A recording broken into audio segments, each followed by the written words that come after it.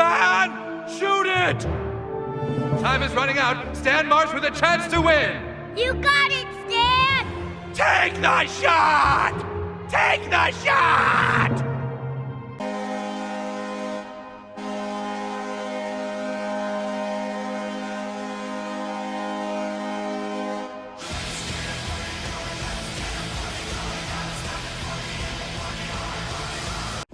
Shoot the puck!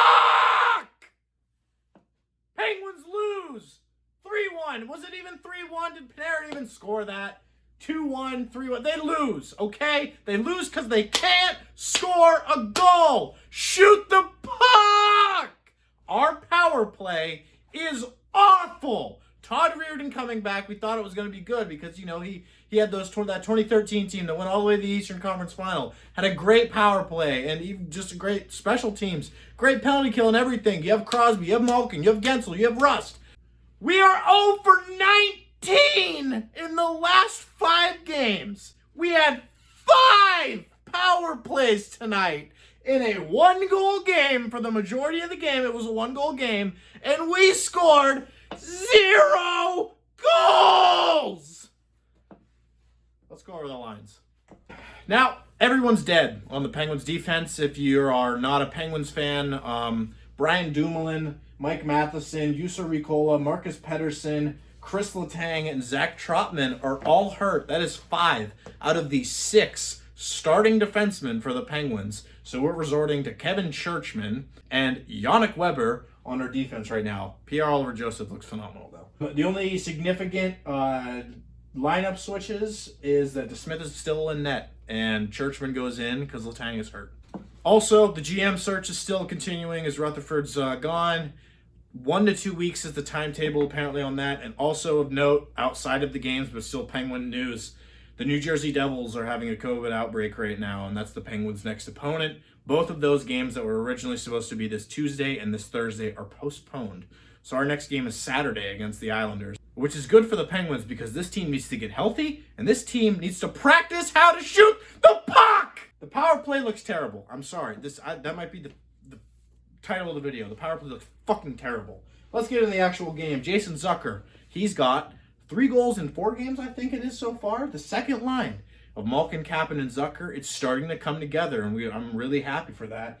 Zucker gets his first goal, or gets the first goal of this one. It was another, chippy goal. He didn't really, have a highlight reel play or anything, but still, Zucker and the Penguins get on the board, and we go into the second intermission, or the first intermission, up. Good. Whoopee! But the Penguins had so many chances in this game where they could have just ran away with the lead. I'm sorry if this is upsetting Rangers fans, but the Rangers suck. The Rangers are having a terrible season. Obviously, the news with the Angello and all that catastrophe that's going on there. They're still struggling. They're trying to get back up towards the rebuild in the playoffs is what they promised their fans when they sent out that letter a couple of years ago. But for the most part this season, they have not had a good start to the year.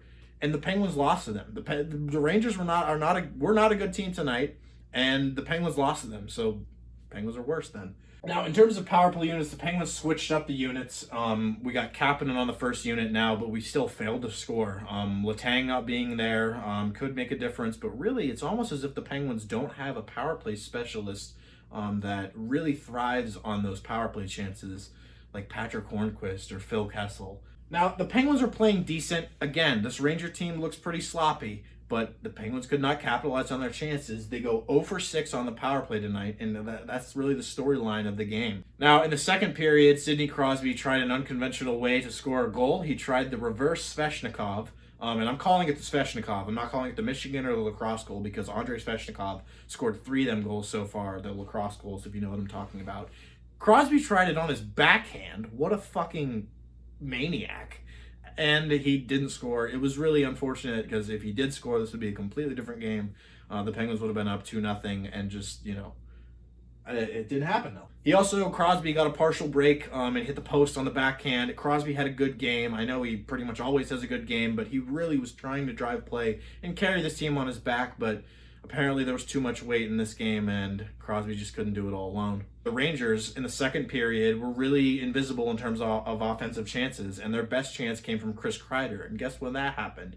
On a shorthanded chance, because the Penguins, not only are we not shooting the puck and generating offense, we are giving up shorthanded goals.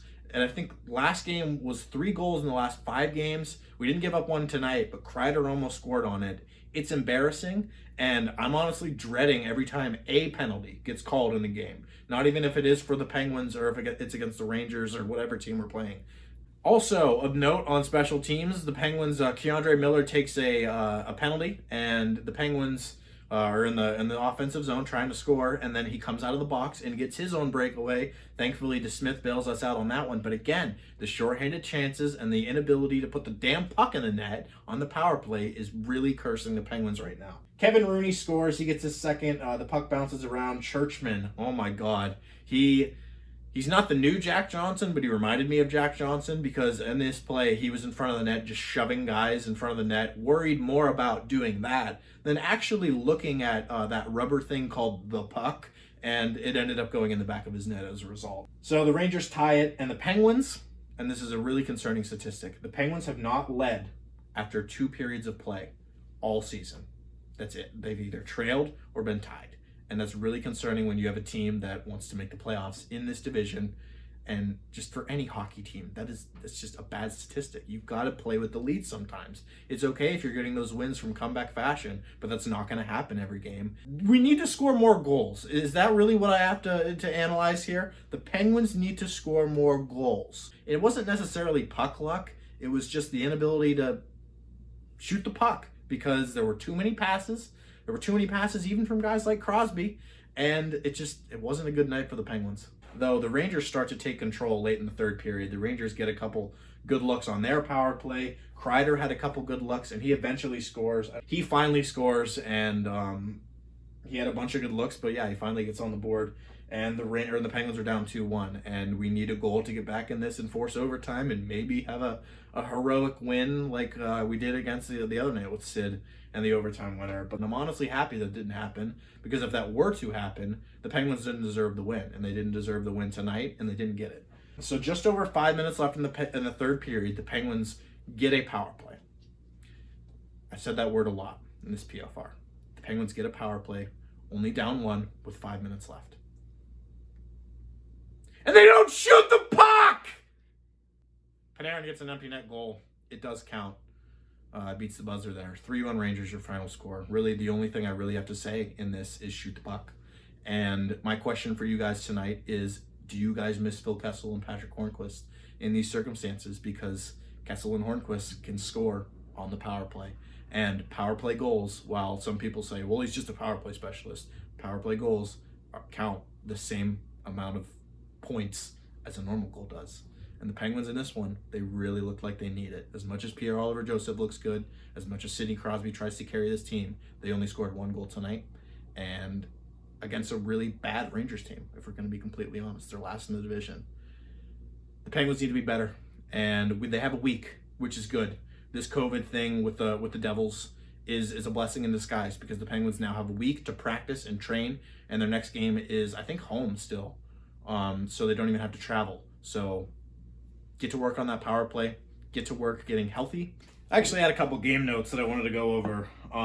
One, Mark Jankowski. Did a whole video on him. He looked great in the Penguins first couple of games.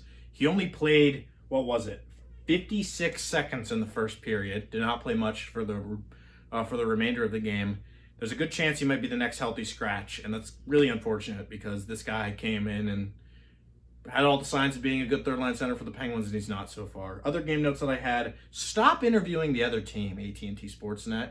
No one wants to, and I know it might be different this year because of COVID, and there might be like different reporters, but I don't want to hear Mika Zibanejad after the first period. I want to hear a Penguins player, especially if they're up 1-0. Like, interview Zucker after that goal. It's interesting, but whatever. Lafferty. Sam Lafferty needs to get more of a chance. He was flying out there tonight, and it was really nice to see him, actually step in and drive some of the play, even though the limited amount of ice time. Also, Brandon Tanev and Brendan Smith rocked each other. Brendan Smith went in for a hit on Tanev.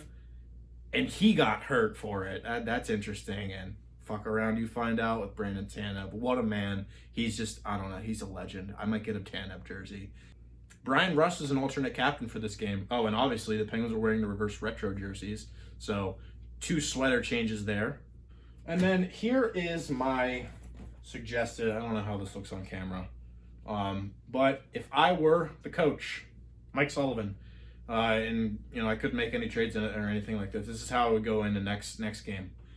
Keep the top 6 the way it is. Jankowski, as I mentioned, should probably be a scratch here. Put McCann back at center. Put Blueger and Tanev back together. Put Sceviour back in, even though I'm not a huge fan of him. Drew O'Connor needs a little bit more ice time, in my opinion, so put him on the third line with Lafferty, who also needs ice time. I guess keep the defense the same, and I would go back to Tristan Jarry just to give him a little bit more confidence. And yeah, that is it for this one. Thank you all for watching, subscribing. Thank you all for 100 subscribers. That Jordan Staal trade tree is up, and it's very interesting. I know, obviously, know about it because I made the video, but if you're interested, please go, check that out. I don't know what my next subscriber milestone is going to be, but thank you all for watching as always, commenting, liking, all that stuff, sharing. And I'll see you guys not until Saturday for the next PFR, but I'll probably try and post another video throughout the week. Thank you, and I will see you next time.